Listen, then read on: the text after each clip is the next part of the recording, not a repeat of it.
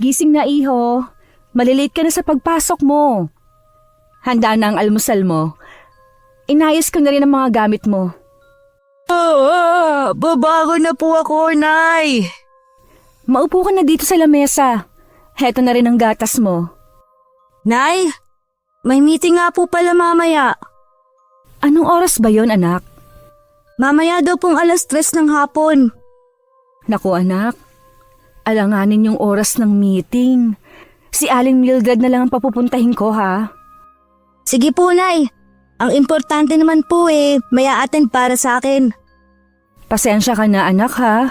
Kailangan kasing kumayod ng nanay eh. Ang laki na ng pagkukulang ko sa'yo. Naiintindihan ko naman po kayo. Alam ko po na para sa kinabukasan ko kaya kayo naghahanap buhay. Ang bait talaga ng anak ko. Sige na, kumain ka na. Mag-iinit lang ako ng tubig na pampaligo mo. Sabayan niyo na po ako, Nay. Kahit sa almusal makasama ko po kayo. Sige, halika na. Kumain na tayo. Kami na lang ng anak ko ang magkasama sa lumang bahay ng mga magulang ko. 2 taon pa lang si Elvan noon. Nang maghiwalay kami ng tatay niya. Nakasalukuyan ng may sariling pamilya. Mula noon sa anak ko na lang umikot ang mundo ko. Para matugunan ang pangangailangan namin mag-ina. Sa umaga'y nagtitinda ako ng mga kakanin sa palengke. Sa hapon naman naglalako ako ng gulay na galing din sa palengke. Mura na lang yun ibinibigay sa akin ng may-ari ng pwesto sa palengke. Kesa naman mabulok, ipinapalako na lang nila yun sa akin. Madalas sa malapit na subdivision sa amin ko yun inaalok, na agad namang nauubos. Sa lalim ng iniisip ko, hindi ko na malaya na tapos na palang kumain si Elvan. Mainit na rin ang tubig na pampaligo niya. Nay, bakit kailangan pa akong ihatid at sunduin ni Aling Mildred? Pwede naman po akong maglakad Ang lapit lang naman po ng paaralan namin Hindi maaari anak. Masyadong delikado kasi kung hahayaan kitang maglakad mag-isa. Masyadong mabibilis sa mga sasakyan sa highway. Mag-iingat naman po ako, Nay. Tsaka po, sayang ang binabayad niyo kay Aling Mildred sa paghatid sundo sa akin. Ayos lang yun anak. Kaya nga ako nagtatrabaho para sa'yo. Lahat gagawin ni nanay para sa ikabubuti mo. Okay po. Mahal ko po kayo, Nanay. Mahal na mahal din kita, anak. Wala na akong mahihiling pa sa buhay. Dahil kinumpleto na ng anak ko ang kaligayahan ko. Ilang sandali pa, dumating na rin si Aling Mildred. Nagtaka pa ito dahil tanghali na at nasa bahay pa ako. Nasanay na kasi ito na maaga akong umaalis para magtungo ng palengke. Inasikaso ko po muna kasi si Evan at ang mga kailangan niya. Gusto ko rin na kahit gaano ako kaabala sa pagtatrabaho may oras pa akong nailalaan sa kanya. Napakaswerte talaga sa'yo ng anak mo. Bihira na sa isang ina na lahat gagawin para sa anak. Si Evan na lang po ang dahilan kung bakit ko gustong mabuhay. Kung hindi dahil sa kanya, hindi ko na alam ang gagawin ko. Wala akong ibang hiling kundi ang kaligayahan niyong mag-ina. Sana dumating ang panahon na hindi puro hirap ang maranasan ninyo. Pagkatapos kong magbilin kay Elvan at bigyan ng kape si Aling Mildred, nagmamadali na akong umalis. Mabuti na lang kahit tanghali na, marami pa ring tao ng araw na yun. Nagtaka pa ang kinukuhanan ko ng mga paninda kung bakit ako tinanghali. Naunawaan naman ako ng may edad ng babae dahil katulad ko. Mag-isa rin itong itinaguyod ng mga anak noon. Nakailang balik pa ako kay Aling Auring para kumuha ng panindang kakanin. Nung hapon naman, pinuntahan ko ang mga pwesto na nagbibigay sa akin ng murang gulay para ilako ko naman sa hapon hanggang gabi. Sa isang subdivision na malapit sa amin ako naglalako. Doon din nakatira ang dati kong asawa at bago niyang pamilya. Sa pagkakaalam ko sa dulo na ng subdivision na yun sila nakatira.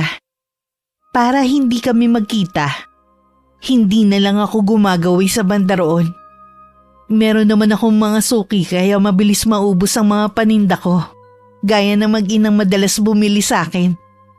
Maliban sa katabi nitong babae na dating OFW na mata pobre. Ikaw na naman. Hindi ba sabi ko sa'yo huwag ka dito magtitinda ng gulay? Gabing-gabi na naglalako ka pa. Hindi mo ba alam nakakaabala ka sa pamamahinga ng mga tao rito? Pasensya na po kayo. Naghahanap buhay lang naman po ako.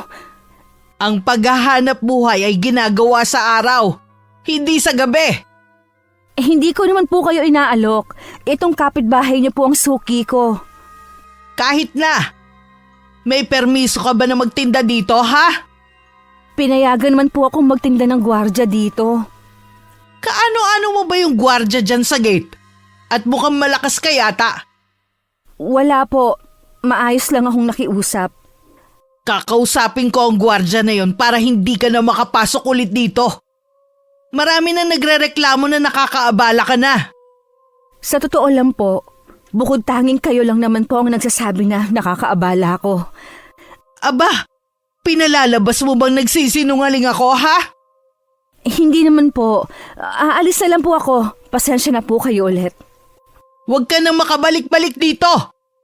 Tinapunan pa ako na matalim na tingin ng babae na ang pangalan ay Aling Virgie.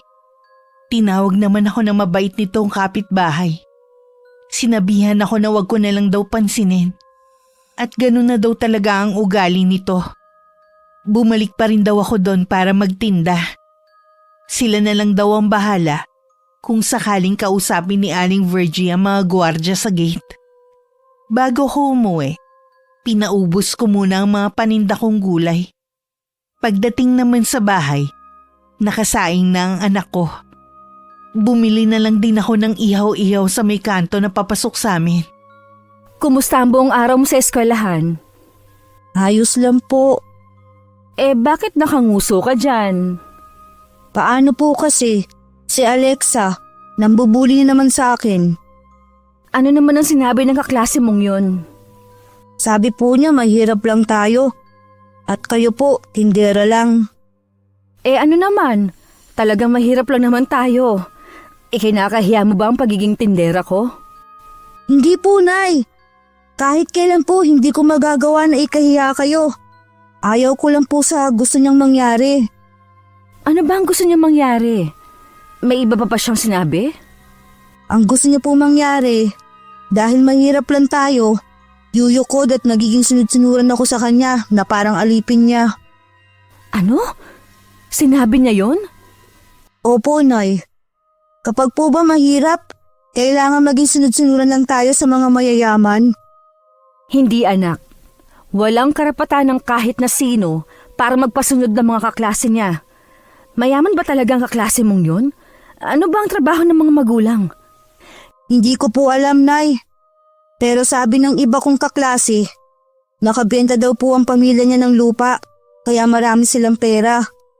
Dati din daw pong nagtatrabaho sa ibang bansa ang lola niya. Hindi naman porke nakabenta lang lupa mayaman na agad. Kinakausap pa niya ang mga kaklase namin na huwag daw akong kaibiganin. Ay, hayaan mo na lang siya at ang mga kaklase mo nakampi sa kanya. Nakakainis lang po kasi, Nay. Akala mo kung sinong Disney princess. Ang pangit naman niya. Anak, masama ang nagsasalita ng ganyan. Walang taong pangit. Sorry po, Nay. Nakakapikon na po kasi. Basta hindi ka nila sinasaktan. Huwag mo nalang pansinin, ha? Opo, Nay. Kahit wala na akong kaibigan sa eskwelahan, ayos lang. Basta wag lang akong maging sunod-sunuran sa Disney princess na Alexa na yon. Araw ng Sabado. Kapag ganung walang pasok sa eskwelahan, naiiwan lang mag-isa ang anak ko. Mabait naman siya at hindi lumalabas ng bahay. Ang ginagawa ko para maaga akong makauwi, hindi na lang ako naglalako ng gulay sa gabi. Gusto ko rin kasi na may bonding kami mag-ina para maramdaman niya na higit siyang mahalaga kaysa sa kumita ko ng pera. Minsan nagkukwentuhan kami ni Aling Mildred sa labas ng bahay niya. Magkapit-bahay lang kasi kami nito. At kasalukuyan naglalaro naman si Elvan kasama ng ibang mga bata. Hindi ba hinahanap ni Elvan ang ama niya? Minsan po, pero pinaliwanag ko po sa kanya ang sitwasyon namin ng tatay niya. Nakita ko nga sila mag-asawa eh. Minsan hindi ko maiwasan na maawa para kay Elvan. Kasi ba naman, nagagawa ng asawa mo na magsaya kasama ng bago niyang pamilya. Samantalang kayo ni Elvan nagtitiis lang sa kung anong meron. Nagbibigay naman po si Samuel ng pera. Sa tingin ko po, sapat na yon. Sana naman magkaroon siya ng panahon sa anak ninyo. Ang totoo po niyan, ako na mismo nagsabi na layuan na niya kami. Kaysa naman po na araw-araw na lang akong guluhin ng pamilya niya. Ibang klase rin talaga yung pamilya ng asawa mo, no? Mabait naman si Samuel, pero yung mga magulang niya asal hayop. Kahit man lang sana tanggapin nila ang apo nila. Hindi man lang sila magpakita ng amor sa bata. Sa akin po sila galit. Nadamay na lamang si Elvan. Mabuti na nga rin siguro na hindi ka napabilang sa pamilya nila. Sadya naman talagang matapobre ang mga biyanan mo. Malaki nga pong pasasalamat ko sa inyo. Dahil nandyan kayo palagi. Kahit papano po, may katuwang ako. Kaibigan ko ang nanay mo noong nabubuhay pa. Kaya hindi ko na kayo itinuturing na iba. Tsaka malaking tulong din sa akin ang perang ibinabayad mo sa paghahatid sundo ko kay Elvan sa eskwelahan. Nang sumapit ang araw ng Lunes, balik gawain na naman ako. Inayos ko lang ang uniforme ni Elvan at almusal nito at saka na ako nagpaalam. Maaga naman pumunta sa bahay si Aling Mildred para masamahan ng anak ko. Sinabihan ko lang ang matandang babae na kailangan maaga si Elvan sa eskwelahan dahil sa may bisita sila. Nang hapon naman nagtinda ulit ako sa may subdivision na malapit sa amin. Ginabi na ako dahil sa kagustuhan kong maubos ang dala kong mga gulay. Habang pauwi, nakasalubong ko si Samuel, sakay ng kotse nito. Bukas ang bintana sa tapat nito kaya namukhaan ko siya. Kasama rin niya ang bagong kinakasama. Baka sa mukha nito ang gulat. Agad naman akong yumuko at naglakad palayo hanggang makauwi. Nay, hindi po ako papasok bukas. Bakit naman? Kasi po, kailangan daw naroon ng mga magulang. Di ba abala naman kayo? Tapos wala naman akong tatay. Hindi muna ako magtatrabaho bukas para masamahan kita. Talaga po, Nay? Paano po? Wala po akong tatay. Di ako pa rin ang magiging tatay mo. Hindi naman kailangan kumpleto ang magulang para masabi na pamilya. Kaya kahit dalawa lang tayo, pamilya pa rin tayo. Kinabukasan maaga kaming gumayak. May parada din kasi sa umaga bago simulan ng program sa araw na yon. Nagdala rin kami ng pagkain para sa tanghalian. Hanggang hapon kasi ang family day. May mga inihanda ring mga palaro para sa mga estudyante at mga magulang. Bago magtanghalian, hinayaan ko muna na makipaglaro si Elvan sa mga kaklase nito. Naroon din si Aling Mildred. Sinamahan kasi nito ang apo at manugang. Habang abala kami sa pagkukwentuhan, nakarinig kami ng komosyon sa di kalayuan. Paglingon namin na aktuhan kong sinugod ng isang babae si Elvan at saka itinulak. Napatakbo naman ako at dinaluhan ng anak ko. Naiiyak na lamang na napayakap sa akin si Elvan. Ang batang babae naman, napatakbo sa nanay nito sa di kalayuan. Nay, gusto ko lang naman po makapaglaro sa mga kaklase namin.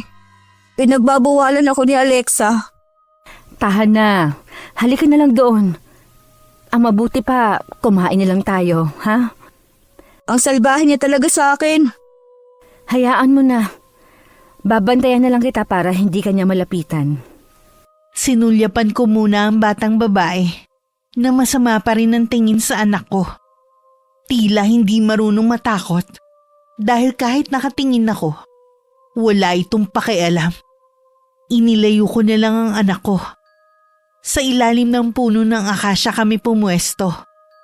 Naglatag lang ako ng sapin At saka inilagay na ang mga baon naming pagkain. Doon na rin pumwesto sina Aling Mildred. Nang matapos kaming kumain, hinayaan ko muna maglaro si Elvan at ang apo ni Aling Mildred. Pero nakasunod pa rin ako ng tingin. Namataan ko kasi sa di kalayuan si Alexa.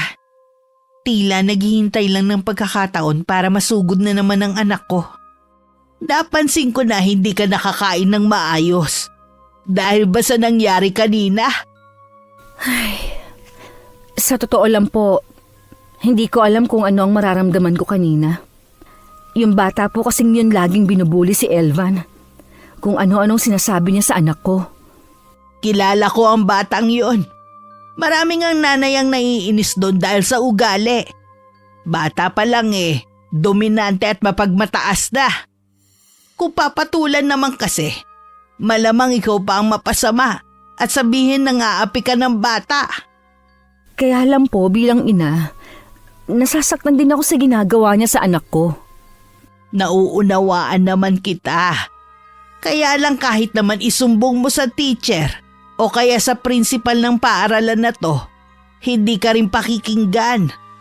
Malakas ang kapit ng pamilya nila. Palibhasa ka mag-anak nila Ano po kaya ang maganda kong gawin? Paiwasin mo na lang si Elvan. 1 taon na lang naman mahigit Magtatapos na siya ng elementary. Tsak na hindi na sila magiging magkaklase. Alanganin na rin kasi kung ililipat ko pa ng ibang eskwelahan. Ganon na nga. Tsaka malayo ang sunod na paaralan dito sa atin. Gusto ko rin sanang kausapin ng nanay ng bata. Imposible namang hindi niya nakita yung nangyari kanina. Wala rin namang magagawa ang babaeng yun. Sunod-sunuran lang sa asawa at mga biyenan. Pero mabait ang babaeng yun. Di lang niya kaya ang anak. Naturingan pa namang siyang nanay. Kung hindi naman niya kayang suwetuhin ang anak.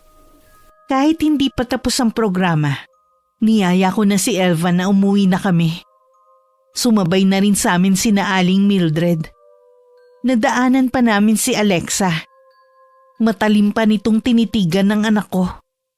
Tumikim ako para mabaling sa akin ng pansin niya. Nang mapatingin ito sa akin, tinitigan ko siya. Bigla naman naging maamo ang mukha niya at bumakas din na matinding takot. Narinig ko pa nang magsumbong ito sa nanay at sinabing nakakita ng multo. Lihim naman akong natatawa sa nangyari. Pagdating sa bahay, masinsinan kong kinausap ang anak ko. Anak, hanggat maaari, iwasan mo na si Alexa, ha? Ganoon na nga pong ginagawa ko, Nay. Kaya lang, tuwing nakikita niya ako na nakikipaglaro sa ibang bata, siya tong lumalapit sa akin para awayin ako. Anong sabi ng teacher ninyo? Mabait naman po ang teacher namin. Pinapaupo na lang po niya ako malapit sa kanya. Kahit pala teacher nyo nangingilag sa batang yon. Hindi bale anak. Malapit na rin naman kayo matapos sa elementary. Hindi na kayo makikita nun. Paano po kung sa isang eskwelahan pa rin kami papasok? Kapag nangyari yon, hahanap tayo ng ibang paaralan.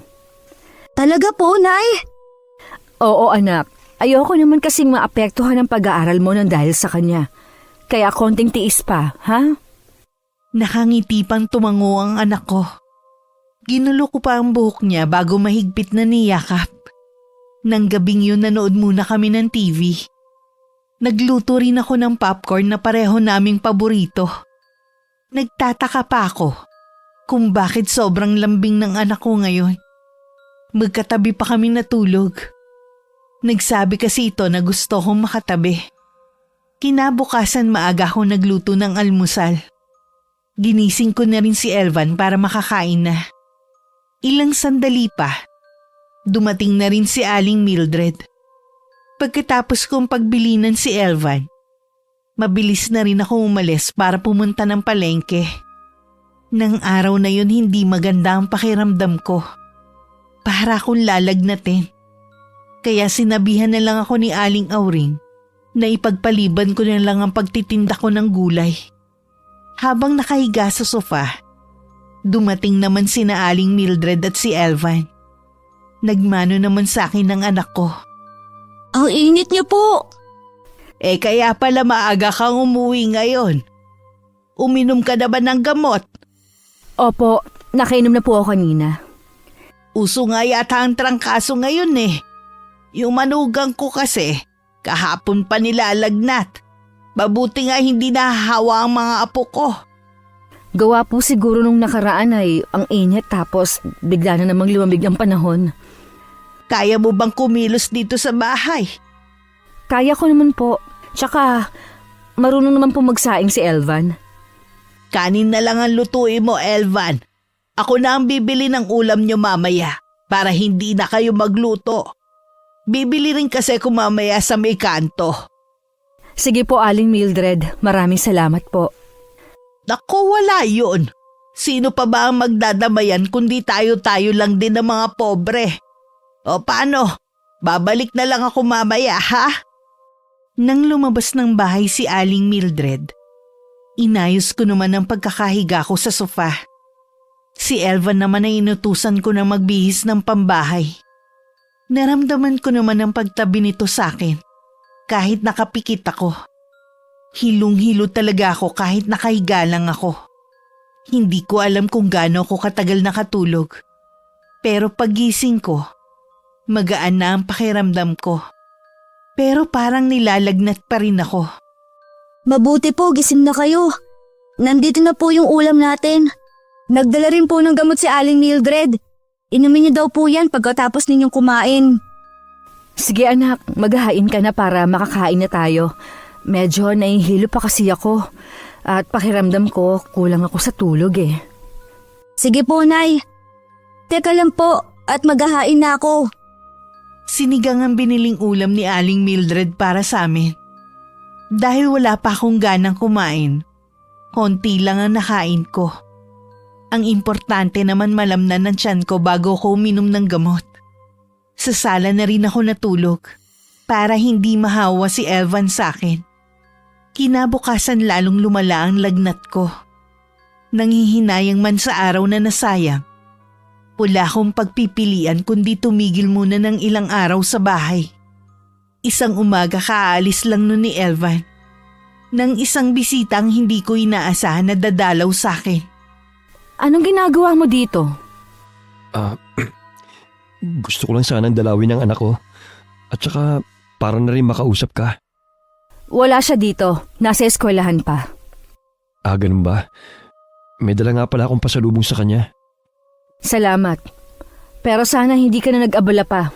Tsaka, bakit ka ba nagpunta ba dito? Baka pwede namang tumuloy muna.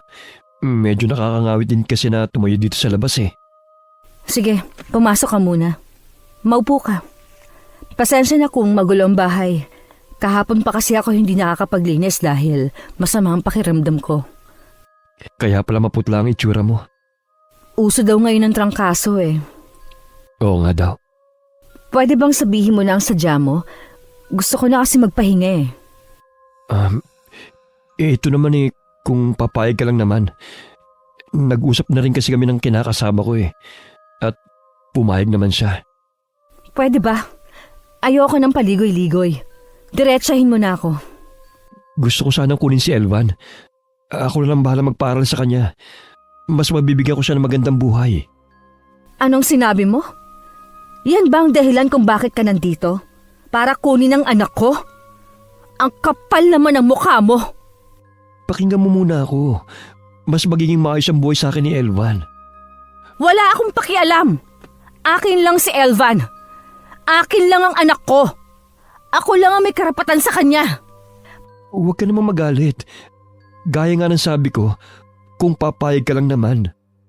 Pwes, hindi ako papayag! Magkakamatayan muna tayo bago mo makuha ang anak ko! Wala naman akong balak na pwersahin ka na bigay sa akin si Elvan pero sana pag-isipan mo pa rin. Hindi ko kailangang pag-isipan ang inaalok mo! Umalis ka na! Dalhin mo na rin mga pasalubong mo! Kung talagang mahal mo si Elvan, hindi mo hahayaan na maranasan niya ang ganitong buhay. Kailanman, hindi ganitong buhay ang gusto kong iparanas sa anak ko. Walang ina na gustong maghirap ang anak. Alam ko, malaki ang pagkukulang ko sa anak natin. Pero gusto kong bumawi. Kaya sana pag-isipan mong inaalok ko. Kaya nga lahat ginagawa ko para sa kanya. Kulang na lang, gawin kong araw ang gabi. Tapos, heto ka. Pupunta dito para kunin ang anak ko. Crisanta, alam natin na hindi sapat ang mga yan para gumanda ang buhay ni Elvan sa piling mo. Sino kaya ang may kasalanan kung bakit nasa ganito kaming kalagayan, ha? Huwag na natin balikan ang nakaraan. Tapos na yun eh. Nagkasundo na tayo, hindi ba? Ikaw naman ang may gusto na lumayo. Nasabi mo na siguro ang mga gusto mong sabihin. Makakaalis ka na. Napahagulgol na lang ako ng iyak na makaalis si Samuel. Hindi pa man nangyayari. Natatakot ako na baka dumating na ang araw na yun. Na baka mapilitan akong ibigay si Elvan. Naabutan ako ni Aling Mildred na umiiyak. Agad siyang lumapit at hinawakan pa ang aking noo. May sinat ka pa. Meron bang masakit sa'yo? Wala naman po. Bakit ka umiiyak? Nandito po si Samuel kanina. Ha? Ano daw kailangan niya? Bakit siya nagpunta rito? Gusto niyang kunin si Elvan. Mas magiging maayos daw ang buhay ng anak ko sa piling niya. O siya, tumahan ka na. Makakasama sa'yo yan eh. Tsaka hindi niya yun magagawa. Kaya alam po, totoo naman ang sinasabi niya. Mas mabibigyan niya ng magandang buhay ang anak ko. Alam ko, hindi mo kakayanin na kunin niya sa'yo si Elvan. Hindi po talaga. Ikamamatay ko kapag nawala ang anak ko. Kaya ipaglaban mo ang karapatan mo sa anak mo. Alam ko naman na ikaw din ang pipiliin ni Elvan. Hindi ko lang po maiwasan ang matakot. Alisin mo ang takot dyan sa puso mo. Tandaan mo, mahal na mahal ka ng anak mo. Alam mo ba tuwing magkasama kami ni Elvan, wala na siyang bukang bibig kundi ang makatapos ng pag-aaral para daw hindi ka na magtitinda. Marami siyang plano sa inyong mag-ina. Ikaw ang inspirasyon niya kung bakit gusto niyang makatapos ng pag-aaral. Kahit hindi pa mabuti ang pakiramdam ko, bumalik na ako sa pagtitinda ng mga kakanin. Lalo lang kasi ako mag-iisip kapag nasa bahay ako. Nung bandang hapon naman, kinuha ko na rin ang mga gulay na ititinda. Pagdating sa gate ng subdivision, binati pa ako ng 2 gwardya doon. At tinanong kung bakit ang tagal kong hindi nagtinda. Sinabi ko na lang na nagkasakit ako. Bago pa ako makarating sa bahay ng suki ko, may mga bumili na rin sa akin. Sa bahay ng dating OFW na si Aling Virgie, nakita kong lumabas doon ang kaklase ng anak ko na si Alexa. Sandali ako natigilan noon. Hinintay ko rin munang makaalis ang bata kasama ang mga magulang nito bago ko lumapit sa bahay ng suki ko. Sila ang nagsabi na apo ni Aling Virgie ang batang babae. May nakarating daw sa kanilang balita na doon natitira ang mag-anak para may makasama si Aling Virgie. Pagdating sa bahay, pagod na pagod ang pakiramdam ko. Mabuti na lang may sinaing na. Bumili na lang ako ulit ng ulam sa kanto. Alam mo ba anak, nakita ko kanina si Alexa. Diyan na pala siya titira sa may Heritage Village. Talaga po? Ay, bakit kaya dyan pa siya titira? Taga dyan kasi ang lola niya.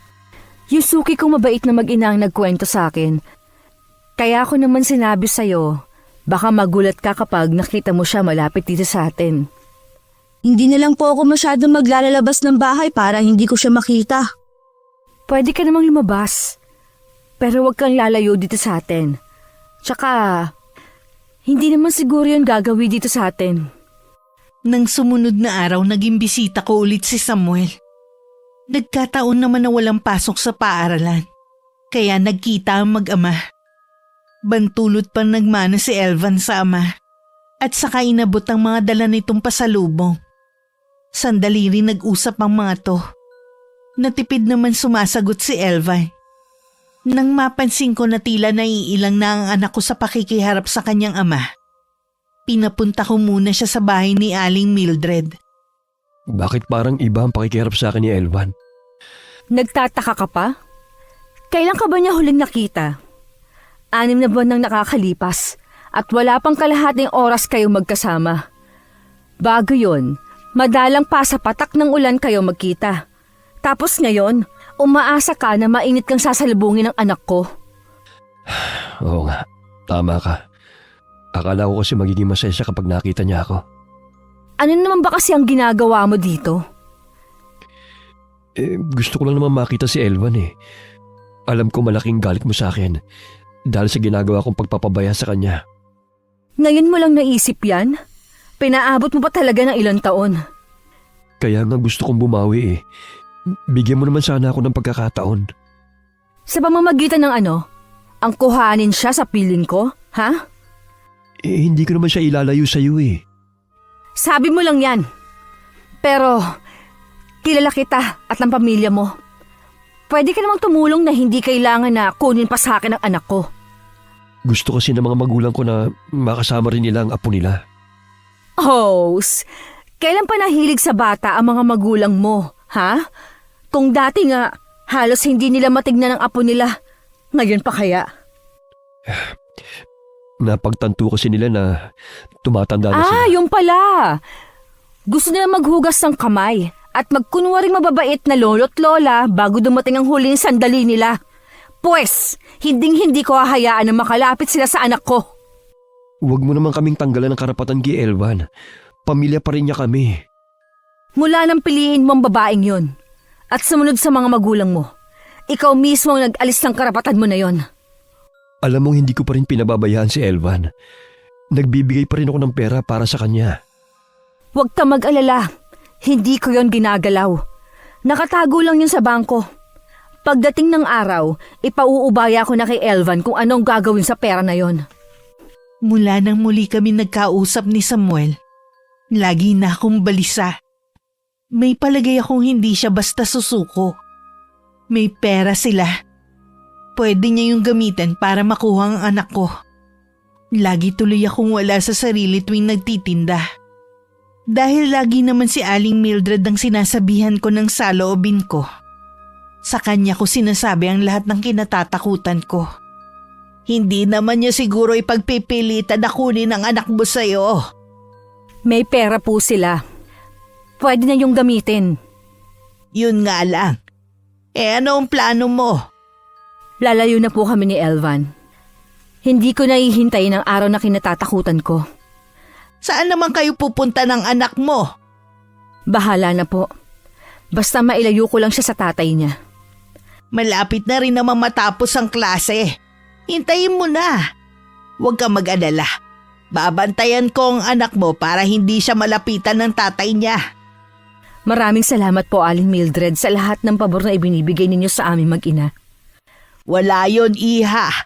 Malaking tulong rin naman sa akin yung binibigay mong pera sa paghahatid at sundo ko kay Elvan. Kahit paano, may sarili akong pera. Hindi ko na kailangang humingi sa anak ko. Sa loob ng ilang linggo, hindi na bumalik si Samuel para kausapin ako. Naisip ko baka nagbago na ang isip niya. Tila naman nabunutan ako ng tinik dahil doon. Naging masigla na ulit ang pagtitinda ko dahil nawala na ang alalahanin ko. Sa subdivision kung saan ako nagtitinda, habang nag-aalok sa suki kong mag-ina, lumabas naman si Aling Virgie at ang apo nitong si Alexa. Ikaw pala ang nanay ng kaklase ng apo ko. Maraming sinusumbong ang apo ko tungkol sa anak mo. Wala pong ginagawang masama ang anak ko sa apo ninyo. Katunayan nga po niyan eh, ang apo ninyo ang malimit na mambuli sa anak ko. Binabaliktad mo pa ang apo ko, ha? Sinasabi mo bang gumagawa lang siya ng kwento? Mas lalo pong hindi sinungaling ang anak ko. Hindi po ganun ang pagpapalaki ko sa kanya. Bakit hindi po kayo magtanong sa eskwelahan nila at sa teacher kung anong ugali ng apo ninyo? Maayos ba ka mo? Paano magiging maayos eh? Wala ngang ama ang anak mo. Nagpapatawa ka ba, ha? May mga anak naman po na buo ang pamilya. Pero hindi po maayos ang pagpapalaki ng mga magulang. Baka po, hindi naturuan ng magandang asal o sadyang nananalaytay lang sa dugo nila ang pagiging masama ang ugali. Sino ka para pagsalitaan kami ng ganyan? Isa ka lang patay gutom na tindera ng bulok na gulay. Kung ganyan po ang tingin niyo sa akin, bakit niyo po ako pinag-aaksyahan na kausapin? Dahil gusto ko lang iparating sa'yo. Oras na malaman ko na binubuli na naman ng anak mo ang apo ko. Humanda kayong mag-ina sa akin. Lalo na ang anak mo. Subukan niyo lang pong kantiin ni dulo ng daliri ng anak ko. Matitikman ninyo ang hagupit ng sinasabi niyong patay gutom na tinderang to. Pinagbabantaan mo ba ako, ha? Hindi ko po ugali ang magbanta sa kapwa ko. Sinasabi ko lang kung ano ang pwedeng mangyari. Walang iba magtatanggol sa anak ko kundi ako na ina niya. Tingnan natin kung hanggang saan ang tapang mo. Hindi mo yata ako kilala. Kilala ko po kayo. Lalo na yung apo ninyo. Ako, kilala niyo ba ang pagkatao ko? Agad na rin akong tumalikod. Narinig ko pa ang pagsasalita ng malakas nito. Tila ba kumukuha ng simpatya sa mga kapitbahay. Mula din nun, hindi na ako bumalik sa lugar na yon para magtinda. Sa ibang lugar na lang ako naglako ng mga gulay. Nang sumunod na araw, lagi din nagsusumbong sa akin si Elvan sa mga ginagawa ng kaklase nito. Minabuti ko na magpunta sa paaralan at kinausap ko ang teacher nila. Pero humingi lang ito sa akin ng dispensa. Wala daw itong magagawa dahil sila naman daw ang mananagot. Dumiretso ako sa principal. Ngunit ang sabi lang niya sa akin ay magtiis na lang daw. Tutal malapit nang matapos ang klase. Pinayuhan din niya ako na ilipat na lang sa ibang paaralan ng anak ko. Nagpupuyos ang kalooban ko na umuwi ako ng bahay. Hindi ko na rin napigilan ng mapaiyak. Nay, sorry po. Dahil po sa akin umiiyak kayo. Wala kang kasalanan, anak. Naiiyak lang ako kasi pakiramdam ko. Pinagtutulungan nila tayo. Hindi sila patas sa atin dahil sa pagiging mahirap natin. Sinusunod ko naman po kayo na iwasan na si Alexa. Pero siya po tong lapit ng lapit sa akin eh. Ginagalit niya po ako. Tapos, siya po nagsusumbong sa teacher namin. Kaunting tiis pa, anak, ha? Malapit na rin matapos ang klase. Hindi mo na makikita ang kaklase mong yon. Nang mga sumunod na araw, wala naman na ikukwento pa si Elvan tungkol sa ginagawa ng kaklase niya. Napanatag naman ako kahit papano. Pero nag-iisip na ako kung saan ko pwedeng ilipat ng paaralan ito. Pag-uwi ko sa bahay, kinuwento sa akin ni Aling Mildred na galing dun si Samuel. Hindi naman daw siya umalis para mabantayan ng mag-ama. Akala ko pa naman nakapag-isip na ang lalaking yon. Baka naman gusto lang niyang makasama ang anak niya. Nakikita kong pilit niyang kinukuha ang loob ni Elvan. Pero mailap pa rin ang bata sa kanya. Nagtataka nga po ako kung bakit nagkaroon siya ng interes sa anak ko. Samantalang nagkasundo kami dati, nasuportahan na lang niya kahit hindi na siya magpakita. Hindi kaya napagtanto niyang mahal pa rin niya kayo? Bakit naman po ninyo nasabi ang bagay na yan? Naisip ko lang. Nakikita ko naman kasi sa mga mata niya na mahal niya si Elvan. Tsaka, nung tinitignan niya ang larawan niyo mag-ina para bang may pagsisisi akong naaninag sa kanya. Akala nyo lang po yun. Matagal na po kaming may kasunduan. Masaya na siya sa buhay na pinili niya. At ganoon din po ako. Huwag niyo lang pong bigyan ng ibang kahulugan ang nakikita ninyo. Sa bagay nga. Tsaka tingin ko sa iyo wala nang pagmamahal sa kanya. Hinayaan ko na rin na laging pasyalan ni Samuel ang anak namin. Naisip ko kasi, kung matutuloy ang plano ko na paglayo kasama ang anak ko, hindi na rin sila magkikita kahit kailan. Nung gabi nagkukwentuhan kami ni Elvan. Masaya ka ba na kasama mo ang tatay mo? Opo, pero mas masaya po ako nakasama kayo. Wala ba siyang tinatanong sa'yo kapag nagkakausap kayo? Tungkol lang po sa pag-aaral ko at kung ano ang gusto ko paglaki. Sinabi ko po na gusto kong maging engineer. Ano naman ang sabi niya? Masaya po. Siya na daw ang bahala sa pag-aaral ko. Matutupad ko daw ang pangarap ko. Tsaka po pala, Nay, nabanggit ko sa kanya ang ginagawa sa akin ni Alexa. Sinabi mo yon sa kanya? Opo, kasi tinanong din niya ako kung meron din daw bully sa eskwelahan namin. Siya na daw ang bahala. Kilala daw niya ang tatay ni Alexa. Ay, sana nga may magawa ang tatay mo para tigilan ka na ng batang yun. Oo nga po. Hindi pa rin po siya tumitigil eh. Kahit nga po ibang bata, binubuli niya. Siya daw ang pinakamayaman, kaya dapat daw lahat susunod sa kanya.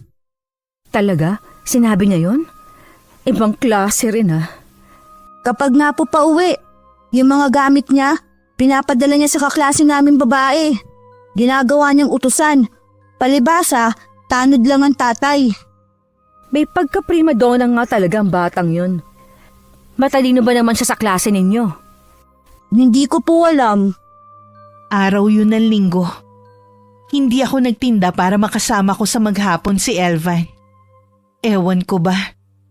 Pakiramdam ko miss na miss ko lagi ang anak ko. Kung hindi lang ako nanghihinayang sa kita ko, mas gusto kong lagi na lang kami magkasama.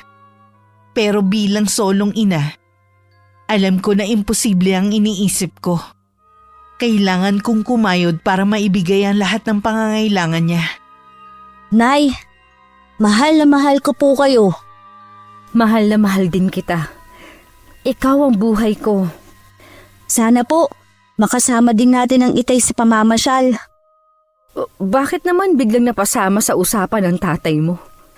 Kasi po, Nay, kaya po ako binubuli ni Alexa dahil wala akong tatay. Oh, meron ka namang tatay ah. Hindi lang natin siya kasama. Tsaka, kung gusto mo siyang kasama sa pamamasyal, pwede naman kayo mamasyal eh. Pero gusto ko po na tayong tatlong mamasyal at kumain sa labas. Di ba anak? Pinaliwanag ko na sa'yo ang sitwasyon namin ng itay mo. Oo nga po pala. Sorry, Nay. Nakalimutan ko.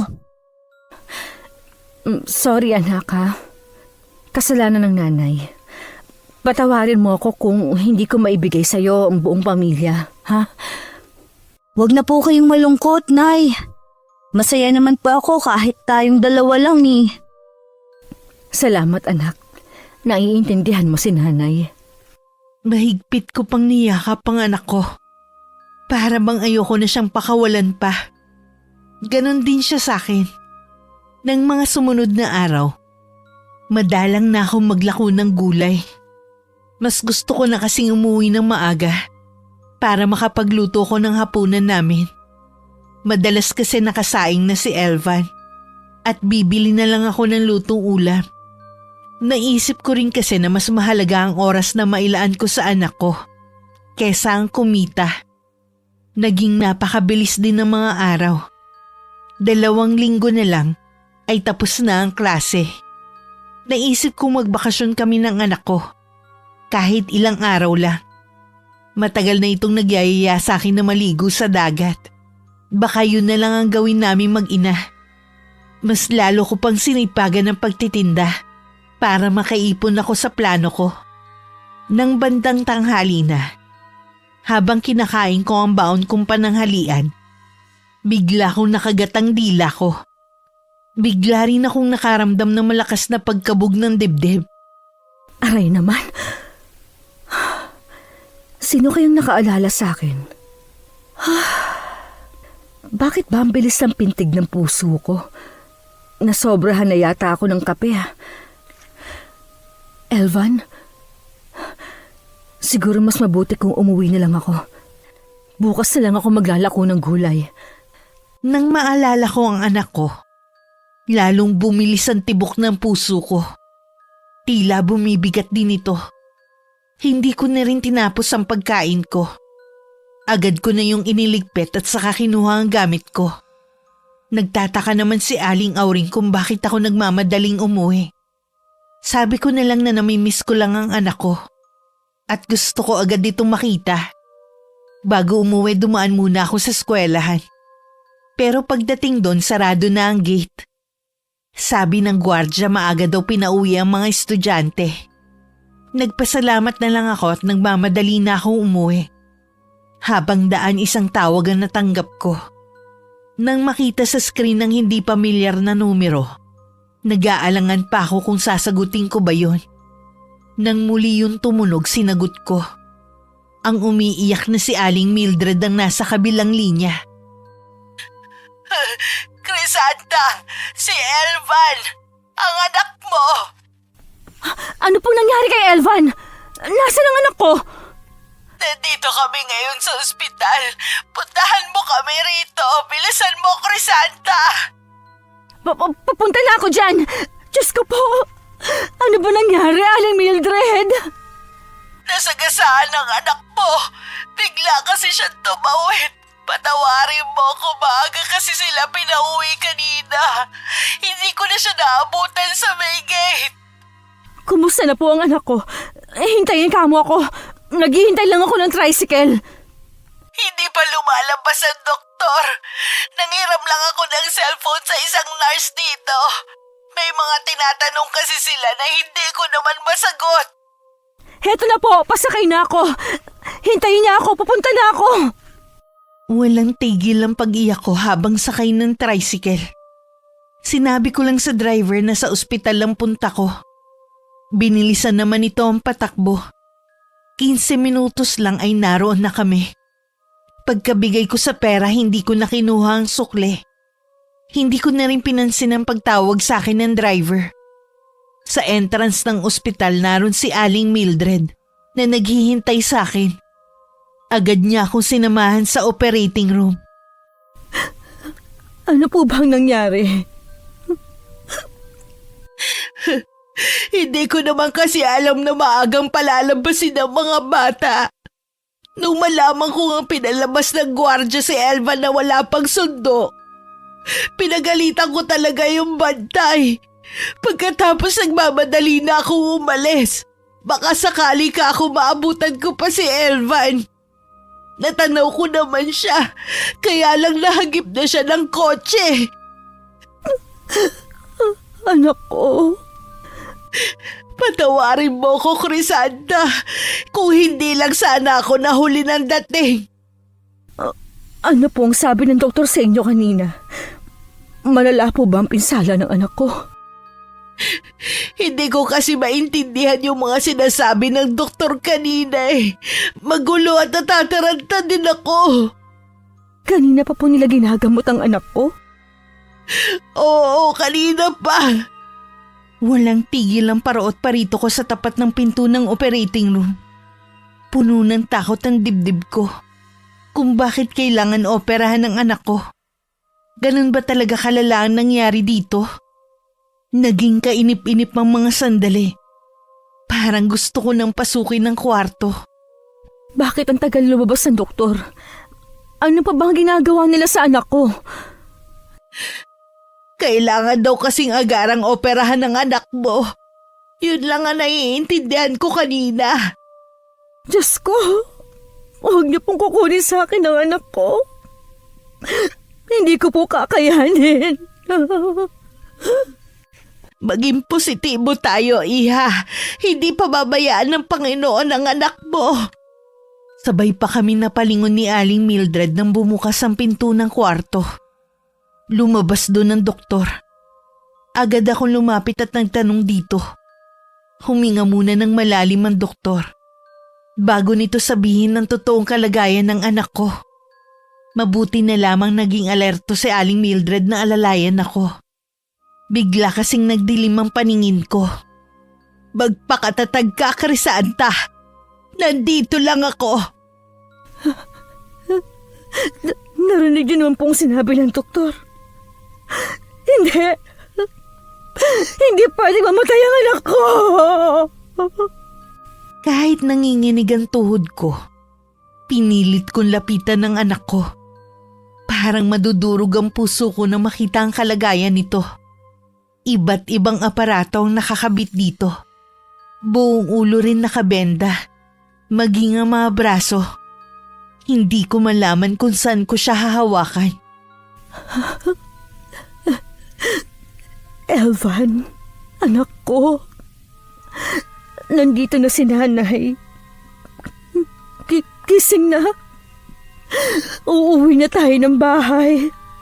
Anak, huwag mo akong iwan. Hindi ko kaya. Paulit-ulit akong nagmamakaawa na imulat ni Elvan ang mga mata niya. Kung pwede lang na ako na lang ang pumalit sa kalagayan nito. Para akong mababaliw. Sinasabi ko rin sa isip ko na isa lamang yung masamang panaginip. At magigising din ako. Hindi ko alam kung gaano ako katagal na humahagulgul sa harapan ng anak ko. Hanggang tahimik na lamang akong umiiyak. Habang nakatingin sa mukha ni Elvan. Crisanta, nandito si Samuel. Tinawagan ko kasi siya.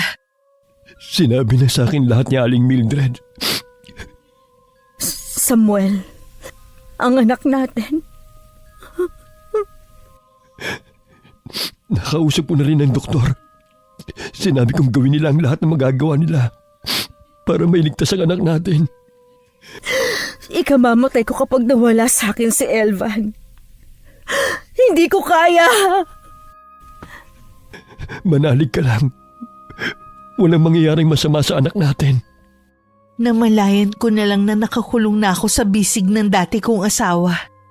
Habang patuloy sa paghagulgol. Naramdaman ko rin ang pag-iyak nito. Magdamag kami nagbantay sa anak namin. Tinapat na kami ng doktor na ilang oras na lang ang itatagal ng anak namin. Basag di umano ang kanang bahagi ng bungo nito. May ilang bali din sa buto nito. Halos makita na rin ang buto nito sa likod dahil sa pagkaladkad ng kotse. Nagulat pa kami ni Samuel at napalapit sa anak namin nang biglang nangisa ito. Hinahabol din ito ang paghinga. Agad na tinawag ni Samuel ang doktor. Dumating naman agad ang mga to kasama ang isang nurse. Niyakap naman ako ni Samuel para mapigilan ako sa paglapit. Ilang sandali pa. Malungkot na tumingin sa amin ang doktor. Kasunod ng pagsasabi sa nurse sa tabi nito ng oras ng pagkamatay ng anak ko. Hindi! Hindi papatay ang anak ko! Buhayin niyo siya! Doktor ka, di ba? Buhayin mo ang anak ko! Hindi siya pwedeng mawala! Doktor! Nagmamakaawa ako sa'yo! Buhayin mo ang anak ko! Hindi siya pwedeng mawala! Crisanta. Samuel, gumawa ka naman ng paraan. Hindi pwedeng mawala ang anak natin. Elvan! Elvan! Ang sumunod na pangyayari hindi ko na alam. Basta na lang nagdilim ang paligid ko. Hindi ko alam kung gaano katagal ako nawalan ng malay. Nagising ako na nasa tabi ko na si Aling Mildred. Agad akong bumangon pero pinigilan ako nito. Huwag ka munang tumayo. Baka mapano ka. Aling Mildred, kailangan po ako ni Elvan. Baka hinahanap na niya ako. Si Samuel na ang nag-aasikaso sa labi ni Elvan. Tumito ka na lang. Si Elvan ko. Di ba nasa bahay lang siya? Umuwi na tayo. Naghihintay na sa akin ang anak ko. Kailangan ko pa siya ipagluto. Wala nang anak mo. Wala na si Elvan. Hindi yan totoo. Magkasama pa lang kami kanina. Niyakap pa niya ako ng mahigpit bago ako umalis. Ganito, Aling Mildred. Ganito kahigpit. Paano mong sasabihin wala ng anak ko? Kailangan mo magpakatatag, Crisanta. Hindi ka nag-iisa. Nandito lang ako sa tabi mo. Hindi kita iiwan. Talaga bang wala na si Elvan ko? Iniwan na niya ako. Totoo ba? Pero bakit? Bakit, anak? Naging sunod-sunuran na lang ako kay Aling Mildred. Tulala na lang kasi ako at hindi makausap ng maayos. Naririnig ko naman ang mga tao sa paligid ko. Pero ayoko silang kausapin. Ayokong sumagot sa lahat ng taong nakikiramay sa akin. Gusto ko lang na nasa tabi ako ng kabaong ng anak ko. Hindi ko pinagsasawaan na titigan ng mukha niya sa likod ng salamin ng kabaong nito. Crisanta, mabuti pang kumain ka muna. Mula kahapon puro tubig lang ang laman ng tiyan mo. Ayoko po. Hayaan niyo po muna ako. Hindi maaari. Baka manghina ka. Mabuti nga para sumunod na rin ako kay Elvan. Wala na rin namang halaga kung mabubuhay ako. Huwag mong sabihin yan. May dahilan kung bakit kinuha agad ng Panginoon ang anak mo. Ano ang dahilan niya? Alam niyang si Elvan lang ang tanging yaman na meron ako. Pero bakit kailangan niya pang bawiin sa akin ang anak ko? Kunin na rin niya ako. Total, wala rin namang silbi ang buhay ko. Huwag mong sabihin yan, Crisanta. Lahat tayo doon papunta. Nagkataon lang na nauna sa atin si Elvan. Walang ina na gustong maglibing sa anak. Napakabata pa ni Elvan para mawala. Marami pa siyang pangarap na gustong tuparin. Napatungo na lang si Aling Mildred. Ako naman muli kong binaling ang paningin ko sa anak ko. Wala din akong pakialam. Kahit natutuluan na ng luha ko ang salamin ng kabaong nito. Hindi naman kasi ako mapamahiing tao. Dumating din ng araw na yun ng guro at mga kaklase ni Elvan. Si Aling Mildred ang humarap sa kanila. Dahil hindi ko sila pinapansin. Bigla kasi ako nakaramdam ng galit. Nang maalala ko ang huling beses na paghaharap namin nito. Bago umalis ang mga to, sinulyapan ko muna sila. Bukod tanging si Alexa lamang ang hindi nila kasama. Napakuyom naman ang kamao ko sa pagkakaalala ko sa batang yun. Nung hating gabi, konti na lang ang mga taong naroon sa lamay. Dahil sa matinding pagdadalamhati, hindi ko na namalayan ang pagtabi sa akin ni Samuel. Matulog ka muna. Ako lang magbabantay sa anak natin. Ayoko. Ikaw ang umuwi na. Baka hinahanap ka na ng asawa mo. Maintindihan naman ako noon. Kanina pala, nandito ang mga magulang ko. Gusto ko nilang lapitan kaya lang nag-aalangan sila. Alam kasi nila na galit ka sa kanila. Kung kailan patay na ang apo nila, tsaka nila naisipang silipin. Ibang klase rin ang mga magulang mo, ano? Nagsisisi na sila sa ginawa nila. Sana mapatawad mo sila. Wala nang halaga ang pagsisisi nila at paghingi ng kapatawaran. Hindi na maibabalik nun ang buhay ni Elvan. Alam ko naman yun. Pero sana balang araw, mahanap mo sa puso mo ang pagpapatawad. Hindi na ako nagsalita pa. Hindi ko rin sinunod ang sinabi niyang matulog muna ako. Sinamahan niya ako hanggang umaga. Dahil sa ilang araw ng puyat sa lamay ng anak ko, bumigay na rin ang katawan ko. Mabuti na lamang naging maagap si Samuel na saluhin ako. Dahil kung hindi, baka nabagok ang ulo ko sa gilid ng kabaong ng anak ko. Kayo na po munang bahala sa kanya. Kapag nagising po siya, pilitin niyo po siyang kumain. Oo, ako na ang bahala sa kanya. Kailangan ko rin po kasing umalis para asikasuhin ang kaso ng anak namin. Kailangan pagbayaran ng taong yun ang nangyari kay Elvan. Wala pa rin bang nakakalap na impormasyon ng mga pulis tungkol sa nakasagasa kay Elvan? Wala pa po hanggang ngayon. Wala rin po kasing lumulutang na testigo eh. Meron sana, kaya lang biglang binawi ang sinabi. May sira yata yun sa ulo eh. Palibasa kasi palabo siya lansangan. Hindi kaya maimpluwensya ang taong nakabangga kay Elvan? Bakit niyo po nasabi ang bagay na yan? May alam po ba kayo? Wala naman. Bigla ko lang naisip.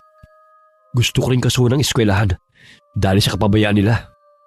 Unahin niyo muna ang pagpapalibing kay Elvan bago ang paghahanap ng hustisya sa nangyari. Siguradong gusto rin muna mahimlay ng anak ninyo. Opo. Paano po? Mayo ka muna kaya. Nagising ako na magaan na ang pakiramdam. Nasa tabi ko din si Aling Mildred. May pagkain malapit sa akin. Akmang babangon ako nang pigilan ako nito. Kailangan po ako ni Elvan. Kumain ka muna bago ka lumabas. May nagbabantay naman sa kabaong ng anak mo. Wala po akong ganang kumain. Pilitin mo para kay Elvan. Bibigyan mo pa siya ng hustisya. Elvan? Sino ang walang pusong gumawa nito sa'yo? Titiyakin ko na magbabayad ng mahal ang gumawa nito sa kanya. Para magawa mo yan, kailangan mo magpalakas. Kinain ko na rin ang dalang pagkain ni Aling Mildred. Pinainom din niya ako ng isang basong gatas. Pagkatapos tsaka na muli akong naupo sa tabi ng kabaong ng anak ko. Sa huling araw ng burol ng anak ko, dumagsa ang napakaraming tao. Bumuhos muli ang pighating nararamdaman ko ng mga oras na yon. Kung pwede ko nga lang patigilin ng oras para hindi na dumating ang bukas. Ngayon pa lang para na akong mamamatay. Sa matinding pagdadalamhati sa paghahatid bukas sa huling hantungan ng anak ko. Kinabukasan nakaalalay sa akin si Aling Mildred at Samuel. Hanggang maihatid namin ang aming anak sa himlayan nito. Hindi na maubos-ubos ang mga luha ko. Kahit wala na ang mga taong nakipaglibing, nanatili pa rin akong nakatunghay sa harap ng puntod ng anak ko. Matyaga naman naghintay sa akin si Samuel at Aling Mildred. Pag-uwi ko ng bahay namin, dama ko na hindi yun ang dating masaya at punong-puno ng buhay na bahay namin ni Elvan. Nababalutan na yun na matinding kalungkutan. Ayos ka lang ba na maiwan dito na mag-isa? Opo, marami na po kayong naitulong sa akin. Hindi naman po obligasyon na samahan pa ako. Hindi ko alam kung ito na ba ang tamang panahon para sabihin ko to. Tungkol po ba saan ang gusto ninyong sabihin? Sa nangyari kay Elvan. Alam ko po na nakukonsensya kayo sa nangyari sa anak ko. Wala po kayong kasalanan. Mabuti nga po na huli na ang taong nakasagasa kay Elvan. Magbabayad siya ng mahal sa ginawa niya. Hindi ang taong yun ang totoong nakapatay kay Elvan. Hindi ang taong nakakulong? Kung ganon, sino? Noong hinabol ko si Elvan, nakita kong hinahabol siya ng kaklase niya. Siguro para makaiwas bigla siyang tumawid, kaya siya nahagip ng sasakyan. Pero nakita ko nakabangon pa siya at may konting galos lamang. Lalapitan ko na sana siya nang biglang dumating ang humaharurot na kotse. Doon sumakay ang kaklase niya. Nasagasaan si Elvan at nakaladkad pa ng ilang metro. Sabihin niyo, tama bang nasa isip ko? Yung kaklase niyang yun ay si... Oo, iha. Ang driver ng kotse ay ang lola niya. Tingin ko sinadya nila ang ginawa nila kay Elvan. Kasi imposible naman na hindi nila napansin ang bata. Ha? Magbabayad sila ng mahal. Matitikman nila ang galit ng isang naulilang ina. Isinusumpa ko. Pagbabayaran nila ng mga buhay nilang nangyari kay Elvan. Isang linggo mula nang magkausap kami ni Aling Mildred, hindi na ako naglalalabas ng bahay. Lagi na lang ako nakakulong. Hindi ko akalain na ang itinuro sa akin ng aking ina tungkol sa kulam ay magagamit ko ngayon. Kasalukuyan kong binabasa at pinag-aaralan ng lumang libro na pag-aari ng aking ina. Nakalakip doon ang iba't ibang sumpa at karamdaman na maaaring ibigay sa isang tao. Konting tiis na lang, anak. May paghihiganti na rin kita sa mga taong dahilan ng maaga mong pagkawala. Ipatitikim ko sa kanila ang puot ko. Pangako, hindi ako makakaramdam ng katiting na awa sa kanila.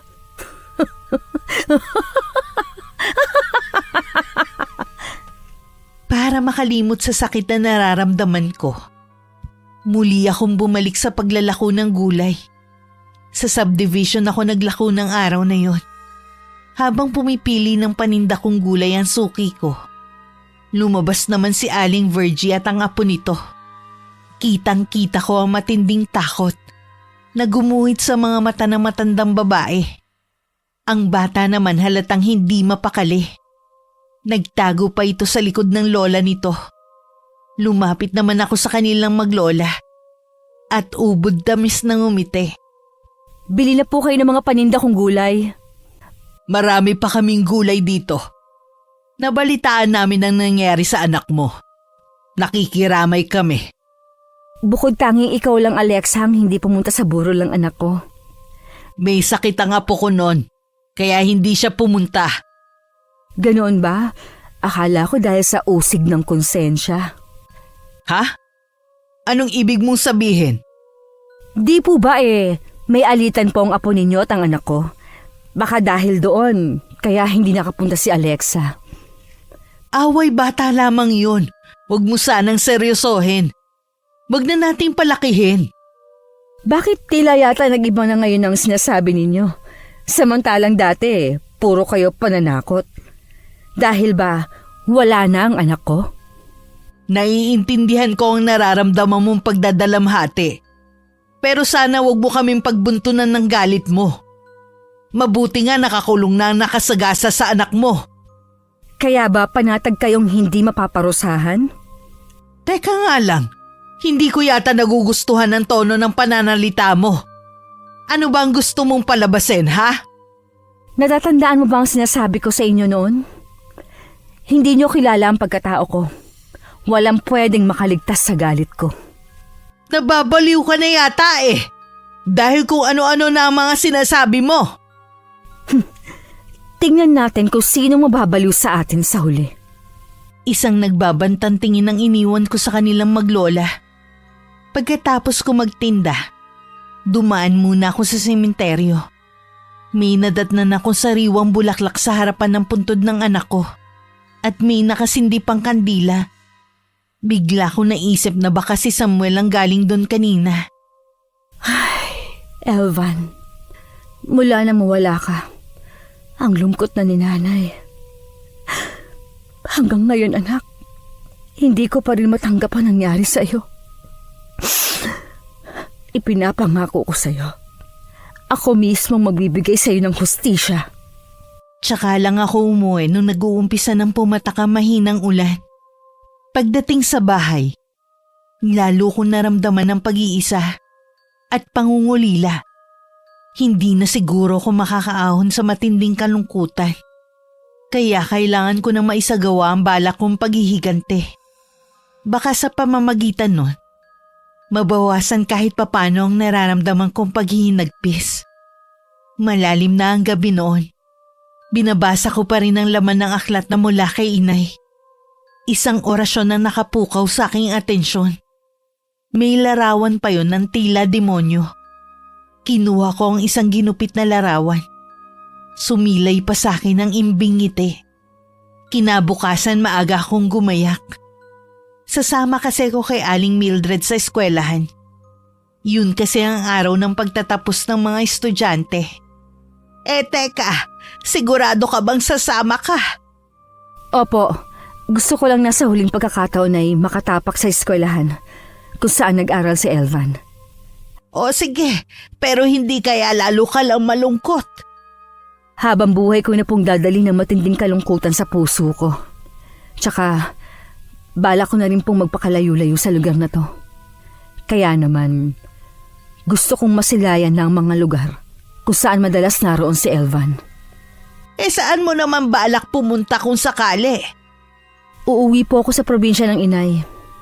May mga kamag-anak pa po kami doon. Baka sakali pong mahanap ko muli ang sarili ko doon. Hay, alam kong hindi madali ang pinagdadaanan mo ngayon. Pero lagi kong ipinagdadasal na sana malampasan mo ang pagsubok na yan sa buhay mo. Maraming salamat po, Aling Mildred. Mula po noon, lagi kay nga riyan para sa amin ni Elvan. Hindi mo kailangan magpasalamat. Hindi naman kayo mahirap pakisamahan na mag-ina. Ang mabuti pa, lumakad na tayo. Sumakay na lang kami ng tricycle papuntang eskwelahan. Pagdating doon, maraming mga magulang ang nakatingin sa akin. Ang iba sa kanila ay nagtataka ang tingin na ipinupukol sa akin. Naroon din si Aling Virgie at manugang nito. Ang apo nitong si Alexa ay hindi ko makita. Nang magtama ang mga mata namin na matandang babae, bigla itong umiwas ng tingin. Paano kaya nakakatulog ang matandang yan sa gabi at ang apo niya? Walang konsensya ang mga tulad nila. Kaya hindi sila nakakaramdam ng sundot ng konsensya. Sa bagay nga, nasa hilat siya naman ng mga pagmumuka. Palibhas ay laging bukang bibigay ang pera nilang galing sa napagbilhan ng lupa. Mamaya po pala, huwag kayong aalis sa tabi ko para hindi po ninyo makaligtaan ng masayang pangyayaring magaganap. Ilang sandali pa nag-umpisa na ang programa. Kahit nakatutok sa harapan ng entablado ang mga mata ko, wala doon ang isip ko. Nagpaalam muna ako kay Aling Mildred nang magpapahangin muna sandali. Tumango naman ito. Pinuntahan ko ang dating classroom ng anak kong si Elvan.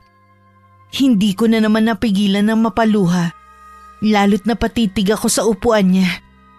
Naramdaman ko na may kasama na ako sa kwarto na yun. Pero hindi ako nag-abalang lumingon. Bakit ka pa nagpunta rito? Ano, para pahirapan ang sarili mo? Wala ka nang pakialam doon. May palagay akong alam mo na ako ang responsable sa pagkamatay ng anak mo. Ang ipinagtataka ko lang, bakit wala kang ginagawang aksyon hanggang ngayon? Bakit naman ako mag-aaksaya ng panahon? Alam ko naman na wala akong laban sa perang laging ipinagmamayabang ng apo ninyo.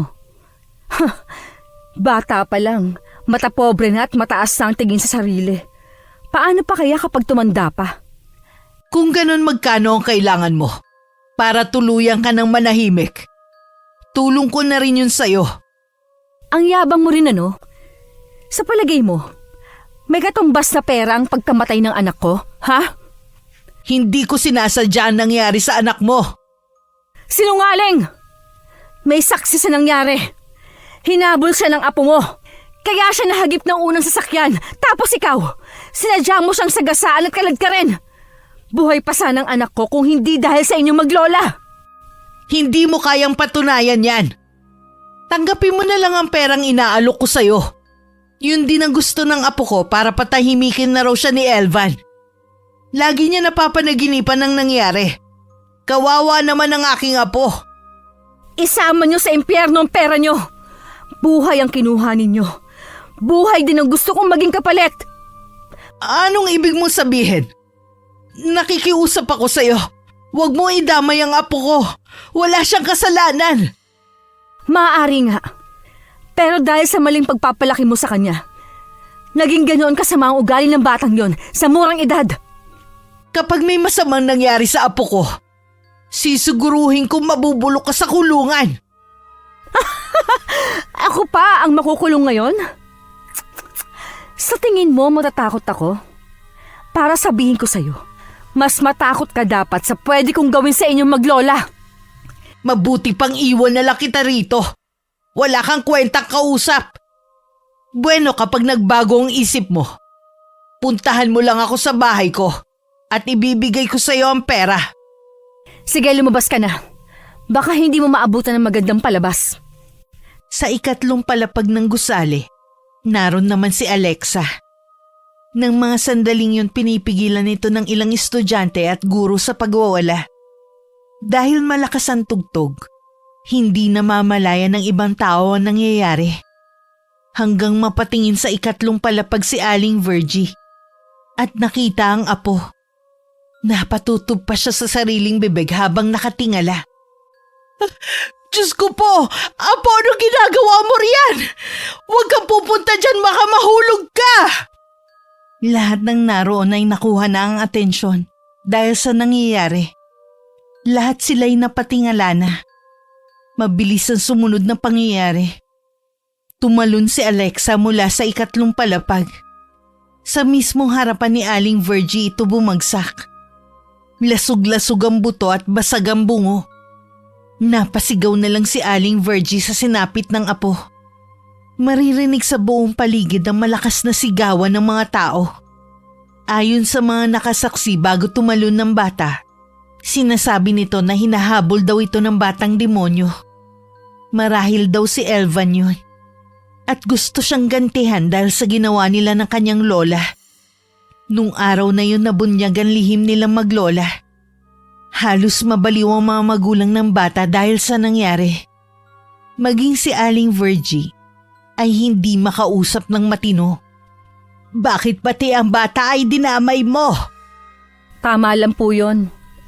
Dahil simula pa lang, siya na ang pulot dulo ng lahat. Kung hindi dahil sa kanya, hindi magiging kalbaryo ang buhay ng anak ko. Pero bata lang yon. Pwede pa siyang maituwid. Malabo na po yun.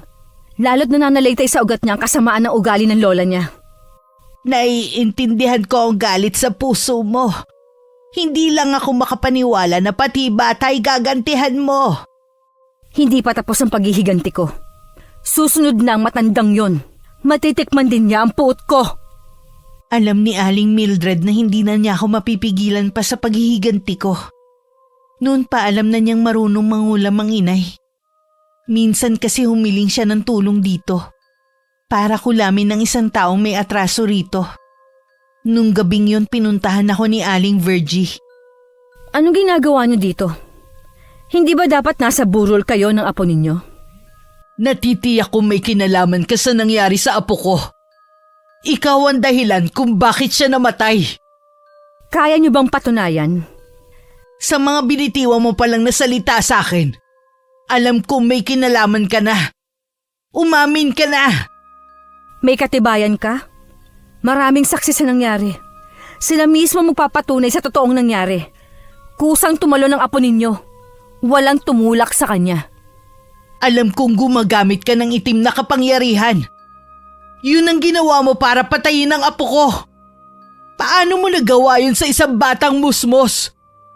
Kayo, paano yun nagawang patayin ng anak ko? Dahil lang sa pagiging anak ng isang mahirap at walang ama, nagawa niyo siyang pagmalupitan. Alam niyong siya lamang ang meron ako, pero pinatay niyo pa. Kulang pang nangyari sa apo ninyo para pagbayaran ang ginawa niyo kay Elvan. Nagmamakaawa ko sa iyo, Crisanta. Lubayan mo ang buhay ko. Nakaganti ka na sa apo ko. Hindi pa ba sapat yun? Hindi! Pati buhay mo kukunin ko. Kaya humanda ka. Talaga bang hindi ka na marunong matakot sa Diyos? Nawalan na ng takot ang puso ko. Ang narito na lang, puro puot at galit dahil sa ginawa ninyo sa anak ko. Susuko na ako sa mga pulis. Basta lumayan mo lang ako. Ayoko pang mamatay. Maawa ka sa akin, Crisanta. Lumuhod pa sa harapan ko si Aling Virgie habang umiiyak.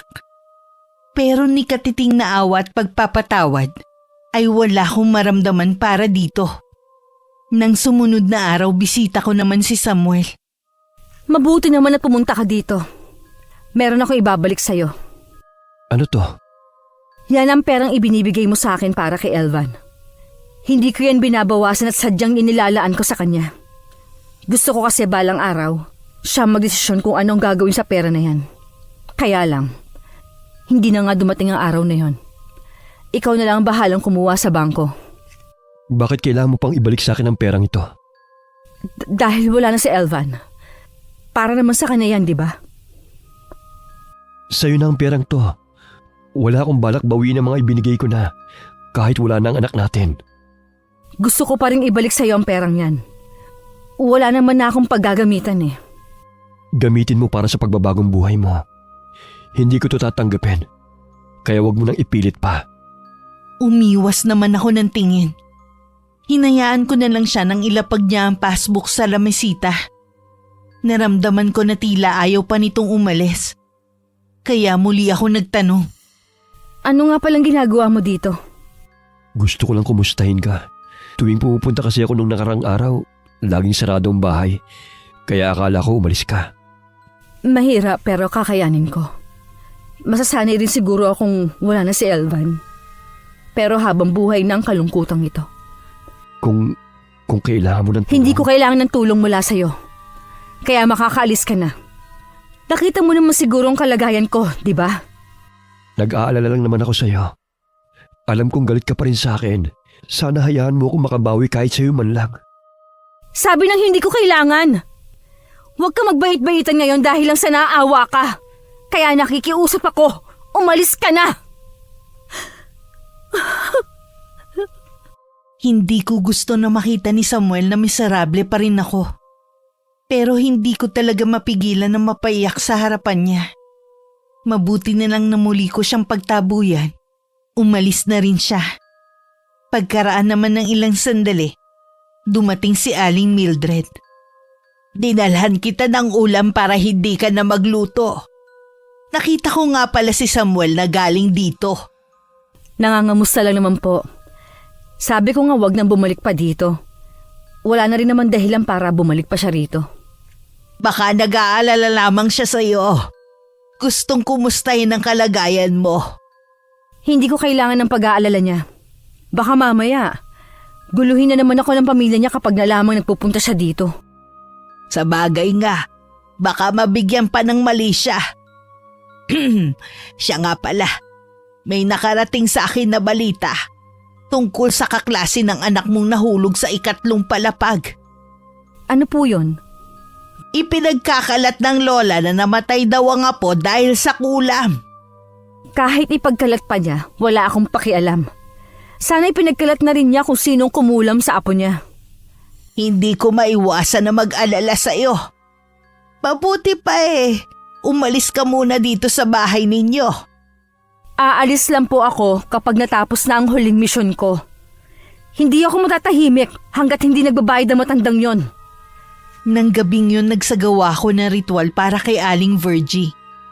Habang nakatitig ako sa larawan niya, bumibigkas ako ng mga salitang Latin. Alam ko maaaring nakakuha na siya ng pangontra sa ibang manggagamot. Pero hindi niya kakayanin ng kapangyarihang itim na meron ako. Nang mga oras na yun, ngiting-ngiti naman si Aling Virgie. Kasalukuyang siyang nasa kwarto. Bawat sulok ng silid na yun ay may santo. Napapalibutan din siya ng mga rosaryo. Meron din siyang hawak na medalyon na mula sa isang manggagamot. Sabi nito kaya siyang protektahan nito laban sa kulam. Akala mo yata maiisahan mo kung babae ka. Tingnan natin kung may laban ka sa mga pangontra ko. Pagkatapos nito, ako naman ang gaganti sa ginawa mo sa apo ko. Natigil ang kanyang pagtawa nang may marinig siyang boses na tila nagmumula sa ilalim ng lupa. Nagpalingalinga siya sa paligid niya. Natakot siya bigla nang sabay-sabay na lumingon sa kanya ang mga santo. Totoo ba to? Parang nabuhay ang mga santo. Patuloy din ang boses na palakas ng palakas ang pagsasalita. Tila yun bumibiging sa kanyang pandinig. Napatakip pa siya sa 2 tenga. Sa sulok ng kanyang mga mata, lumalapit naman sa kanya ang mga santo. Tama na! Tigilan mo na ako! Tatanong mo na kung sino ka mang demonyo ka! Aling Virgie, ano po ang kasalanan ko sa inyo? Bakit niyo po ako sinagasaan? Ikaw? Paano nangyaring buhay ka? Patay ka na! Opo, kasi pinatay niyo ako. Dahil po sa inyo, mag-isa na lang po ang inay. Wala na po siyang kasama ngayon. Gabi-gabi rin po siyang umiiyak. Patawarin mo ko, iho. Hindi ko sinasadya ang nangyari. Nadala lang kasi ako sa sumbong ng apo ko. Patawarin mo ko. Wala naman po akong ginagawa sa apo ninyo. Siya itong maraming kasalanan sa akin. Kaya ngayon, pati kayo, magbabayad kay inay. Elvan, iho, kausapin mo ang nanay mo. Pakiusapan mo siya na wag na akong gantihan. Pangako, magbabago na ako. Kapag po ba sinabi ko yan kay inay, mabubuhay pa po kaya ako? Makakabalik pa ba ako kay inay? Pero patay ka na, katulad ng apo ko. Paano kayo makakabalik? Kaya nga po paano ako makakabalik sa nanay ko? Pinatay mo ako. Kasalanan mo kung bakit malungkot ang inay ko. Huwag kang lalapit sa akin! Tulong! Tulungan niyo ako! Walang tutulong sa'yo. Dito sa silid na to, ikaw mamamatay. Huwag! Parang awa mo na! Huwag mo kong papatayin! Lalong lumakas ang sigaw ni Aling Virgie na may kasamang iyak. Dahil sa matinding takot na biglang nagbago ang anyo ni Elvan. Naging mabalasik kasi ang anyo nito. Naging kulay itim ang balat. At makapal na balahibo ang katawan. Naging kulay pula din ang nalilisik na mga mata nito. Tinubuan din ng 2 sungay at buntot. Ang binibigkas nitong salitang Latin ang siyang bumibingi sa kanya. Parang sasabog na sasakit ang kanyang ulo. Bigla rin naging ahas ang medalyon na nakasuot sa leeg niya. Makailang ulit siya nitong tinuklaw sa muka habang nakapalupot yun sa leeg niya. Pagkaraan ng ilang sandali, wala na siyang buhay ng datnan ng anak at manugang. Sindak na sindak ang mga to. Nang makita ang bangkay na matandang babae, puro kasi tuklaw ng ahas ang buong mukha at katawan nito. Kahit nakaganti na ako, tila may kahungkagan pa rin akong nararamdaman ng mga sandaling yun. Napakalupit daw na naging katapusan niya. Kitang-kita daw sa anyo nito ang paghihirap bago nalagutan ng hininga. Tama lang sa kanyang ganong kamatayan. Kaya lang usap-usapan sa lugar natin na baka ikaw ang may kagagawa na nangyari sa kanya. Naipagkalat na kasi niya na isa kang mangkukulam. Wala po akong pakialam kahit malaman pa ng lahat na isa akong mangkukulam. Ang importante po sa akin, nabigyan ko ng hustisya ang pagkamatay ng anak ko. Isang araw lumabas ako ng bahay. Iba na ang tingin sa akin ng mga tao. Naroon na ang takot at pangingilag. Pero ipinagkibit balikat ko na lamang yun. May ilan sa kanila na dating bumabati sa akin. Ngayon ay iniiwasan na ako. Pumunta na lang ako sa sementeryo at doon nagpalipas ng oras. Miss na kita, anak. Sana magkasama na tayo. Pakiramdam ko, araw-araw akong namamatay sa sobrang lungkot na nawala ka na. Kung makulit ka dyan, balik ka na lang sa akin. Napasubsob na lang ako sa puntod ng anak ko habang umiiyak. Ang bigat-bigat kasi ng dibdib ko. Parang gusto nang sumabog. Natigilan ako bigla nang maramdaman kong may malamig na hangin na dumampi sa akin. Napatuwid ako sa pagkakaupo at nagpalinga-linga. Madilim na pala ang paligid. Tanging ang maliwanag na buwan na lamang ang tumatanglaw sa buong paligid. Nay? Elvan, ikaw nga ba yan? Nagbalik ka, anak ko. Huwag na po kayong malungkot, Nay. Hindi po kasi ako matatahimik hanggat nakikita ko kayong nalulungkot at umiiyak dahil sa akin. Hindi na, anak. Kasi nandito ka na uli. Nay, mahal na mahal ko po kayo. Kahit hindi na tayo magkasama, lagi ko pa rin po kayong babantayan. Mananatili po kayo lagi sa puso ko at ganon din po ako sa inyo. Teka lang, anak. Ibig mo bang sabihin, aalis ka na naman? Iiwan mo na naman ang nanay? Tapos na po kasi ang misyon ko sa mundong ito. Tanggapin niyo lang po na hanggang doon lang po talaga ang buhay ko. Huwag na po kayong gumawa ng masama dahil sa akin. Darating naman po ang sandali na magkakasama ulit tayo. Nagawa lang naman na maging masama ng nanay dahil sa ginawa nila sa iyo eh. Pangako ko, hindi na muling gagawa ng masama ang inay. Salamat po, Inay. Hindi na po ako malulungkot at mag-aalala sa inyo. Patawarin mo ako, anak. Hindi ko alam dahil sa akin. Hindi ka matahimik. Nay, kailangan ko na pong umalis. Papasok na po ako sa liwanag. Huwag niyo pong pababayaan ang sarili niyo. Hanggang sa muli po nating pagkikita. Elvan, huwag mo muna akong iwan. Mahigpit ko pang hinawakan ng kanyang kamay. Pero hinihila na siya ng liwanag. Napaiyak na lang ako nang tuluyan na siyang mawala. Paulit-ulit kong tinawag ang pangalan niya. Pero kahit saan ko ipaling ang tingin ko, hindi ko na siya makita.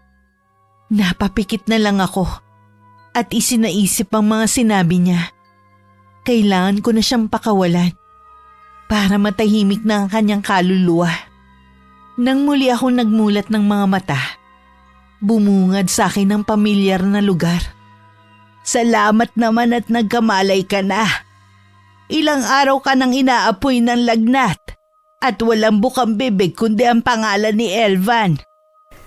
Paano po ako nakauwi? Ang huling natatandaan ko po, nasa sementeryo ako. Nung gabing hindi ka umuwi, labis na akong nag-aalala sa iyo. Mabuti na lang maaga pa lang pumunta na dito si Samuel. Hinahanap ka niya at nakita ka nga niya na nakahiga sa harapan ng puntod ng anak niyo. Inaapoy ka na ng lagnat. Nakausap ko po si Elvan. Iha, baka panahon na para palayain mo siya. Para matahimik na ang kanyang kaluluwa. Opo, kailangan ko na nga po siyang pakawalan. Dahil nahihirapan din siya at hindi matahimik. Kahit masakit. Sabi niya mananatili siya sa puso ko. At ganoon din ako sa kanya kahit hindi na kami magkasama. Kahit mahirap, pinilit kong bumangon muli.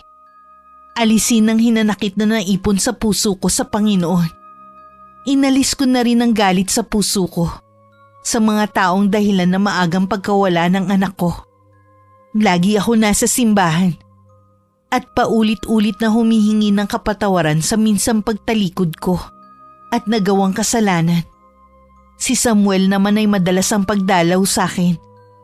Hindi ko alam ang motibo niya pero nahihimigan ko sa kanya na gusto niyang mabuo uli kami. Lalo't sinabi niyang wala na sila ng kinakasama niya. Bagamat naguguluhan, ayoko pa ring isara ang puso ko sa pangalawang pagkakataon. Alam ko nasan man si Elvan ngayon. Lagi niya akong ginagabayan. Ipinaubaya ko na rin sa Panginoon ang lahat ng desisyon ko. Alam ko sa pagtitiwala ko sa Kanya, hindi ako maliligaw ng landas. Wakas. Gising na, iho. Malilate ka na sa pagpasok mo. Handa na ang